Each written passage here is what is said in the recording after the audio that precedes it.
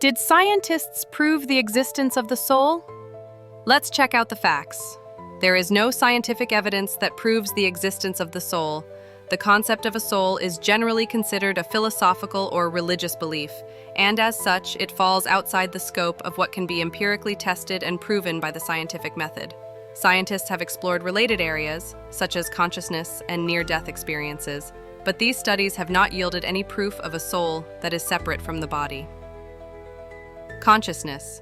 While the exact nature of consciousness is still a major area of research and debate in neuroscience and philosophy, the current scientific consensus is that it is an emergent property of the brain's complex neural networks. There is no evidence to suggest that consciousness persists after the brain ceases to function. Near-death experiences, NDEs. People who have had NDEs sometimes report experiences like leaving their bodies or seeing a light. However, scientific explanations for these phenomena often point to physiological and psychological factors, such as brain activity changes during a traumatic event, rather than the existence of a soul. 21 grams theory. In the early 20th century, a physician named Duncan McDougall conducted experiments where he weighed patients at the moment of death and claimed a weight loss of 21 grams, which he attributed to the soul leaving the body. His experiments were small, the results were inconsistent, and his methodology is considered flawed by modern scientific standards. This theory has never been replicated and is not considered credible scientific evidence. Sudden brain activity spikes at death. Some studies, most notably by Dr. Stuart Hameroff at the University of Arizona, have documented a burst of gamma-wave activity in dying patients, lasting 30 to 90 seconds after clinical death. No heartbeat, no blood pressure.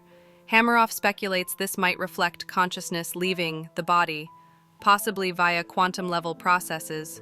However, skeptics say it could simply be a last gasp of neurons. Near-death experiences and mystical brain activity. Neurological research, example Jimo Borjagin's rat and human cardiac arrest studies, has found surprising electrical patterns during near-death events.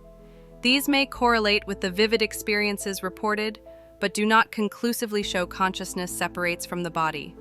Similarly, fMRI studies of Carmelite nuns during mystical experiences reveal brain-wide activity, but this suggests physiological rather than immaterial processes. Classic soul weight experiments debunked. Early 20th century attempts, McDougall's 21-gram studies, claimed weight loss at death, but these have been thoroughly dismissed due to poor methodology and inconsistent replication. In summary, while the idea of a soul is a powerful and important concept in many cultures and religions, it remains a matter of faith rather than scientific fact.